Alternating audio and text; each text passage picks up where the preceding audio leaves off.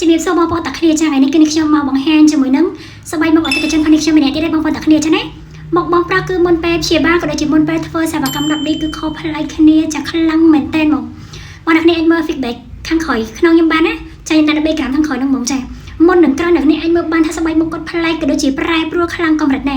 ចាតើតោងជាមួយនឹងការព្យាបាលស្បែកមុខមុនណាបងតាគ្នាមិនថាមុនតូចមុនធំមុនកប់មុនរោមមុនកាមមុន allergy ស្បែកមុខប្រហោងខ្មុត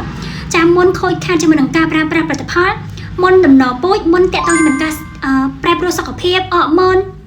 ចាយើងតេតទៅជាមួយនឹងបញ្ហាស្បែកមុខកើតមុនគឺយើងទៅព្យាបាលទាំងអស់បងប្អូនគ្នាណាអញ្ចឹងសម្រាប់បងប្អូនដែលគាត់មានបញ្ហាមុនអ្នកនេះអាចអញ្ជើញមកទទួលសេវាកម្មក៏ដូចជាប្រឹក្សាយោបល់ចាតេតទៅជាមួយនឹងការព្យាបាលនៅកន្លែងពួកយើងបានចានៅមជ្ឈមណ្ឌលយើងបានគឺទៅជូនមកអញ្ចឹងហើយសម្រាប់បងប្អូនដែលគាត់មានបំណងចង់ព្យាបាលស្បែកមុខអ្នកគ្នាអាចអញ្ជើញមកប្រឹក្សាយោបល់ក៏ដូចជាអញ្ជើញមកដល់ទីតាំងមក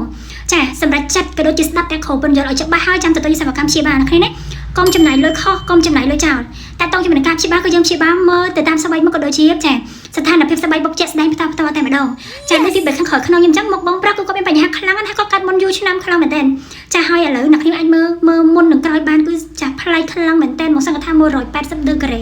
អញ្ចឹងសម្រាប់បងប្អូនគាត់ចង់បានស្បែកមុខមួយស្អាតជាមុនទទួលបានស្បែកមុខមួយដែលស្អាតសភ្លឺថ្លាមករលោងអស់ជាតិពុលពីក្នុងសាច់ក្នុងឈាមអ្នកគ្នា